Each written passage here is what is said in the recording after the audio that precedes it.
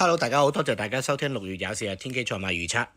今日好大打擊啦，第3個 account 都 block 埋啊。諗住免費幫下一啲舊客睇啫，出一個咁嘅 post 咧就都被 block 埋啦。而家得翻世界盃個 IG 同埋 WhatsApp 大家溝通冇辦法。聽日咩日咧？全個月最好嗰日。啱啱咧星期日咧就係連月日重疊，好大鑊，我都講下半場爆到嗰啲馬都唔知咩馬嚟嘅。但係咧潘頓咧佢啲馬真係好。聽日咧正常如果跑沙田咧，我咁講最少有騎練3-4 win， 真係可惜。你聽日跑發育谷，我睇晒所有騎練咧，真係好難有3-4 win。我哋只能夠咧睇有冇機會捉到3-4批嘅騎練嘅啫。我哋只能夠咁樣。周俊樂有啲馬幾得好，何澤堯有啲馬幾好。練馬師嗰度都真係要睇，因為你方家柏又好啊，或者可能尤達榮啦，佢有一隻喺度啊。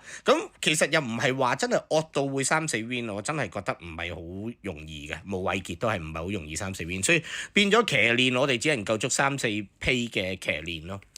有帶動日落飛，聽日比較會好啲。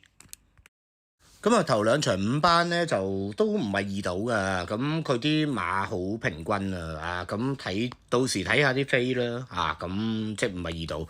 3場打升，領航天子咧喺上高個班咧，我已經覺得隻馬季尾隻馬靚咗，佢拉屎再谷料嘅。布文聽日就我覺得係好人嚟嘅。佢唔差，但係問題佢啲馬係好差啊嘛，所以佢冇可能會好高分。其實我唔應該打勝，不過只係話我睇馬領航天子靚，財富非凡落咗料，大千氣象保持得到，北海道隻馬都靚，4隻黑馬。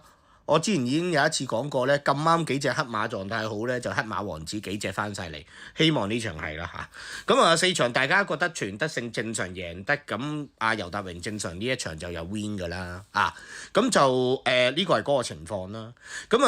跟住之後我哋再跳去到呢個6場，6場咧太精神。其實佢落喺4班佢穩陣，我自己中意左字傳奇嘅。而保誠志好咧就有啲嘢啦，但係咧哇啱啱嗰課時集走追馬走，轉變咗跑法唔奇嘅喎，呢隻馬絕對有分。變咗我打升主要原因咧，呢3隻馬，但係其實你要捉多隻腳都比較難嘅。睇下到時有冇騎練嘅一啲機會去拖啦。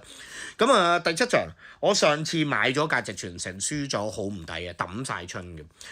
今次葉楚韓再潘頓啊，揾得潘頓啦。葉楚韓揾布文揾潘頓啲馬係真係準啲嘅。另外冠金奇上次又係早咗出嚟，即係早出頭嗰個第4。而家輕磅1000好着數啊，不過佢始終都係要追㗎啦。另外咧，我自己覺得咧，飛馬座咧，其實咧上次試馬落嚟發育谷，正常嚟講都跑翻3年1200㗎。今次一檔周俊樂，我其中講周俊樂有機會有嘅馬就係呢一隻馬。變咗呢幾隻馬就 OK， 會唔會爆一隻唔知啦。聽日未必係爆得好犀利，冇嗰日爆得咁誇張嘅。跟住之後仲有第9場，第9場咧，浪漫鬥士你飛唔飛去你自己諗。子神之星咧仲靚過上次嘅野馬，大問題今次12檔，當然啦1650 12檔係咪一定蝕唔知㗎，可能唔蝕咧。我自己好中意好實力，浪漫鬥士係咪真係虛分唔知，你起碼浪漫就係旺嘅。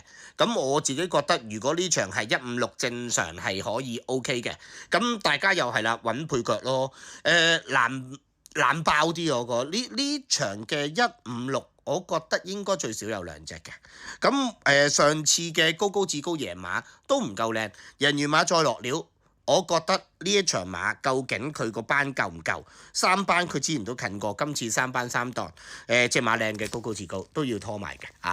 預祝大家贏錢。有帶動日臨場落飛好，希望可以揀到落飛。我同馬群咧8個朋友一齊賭馬嘅。如果有見到好嘅，希望就有時間就分享俾大家，預祝大家贏錢。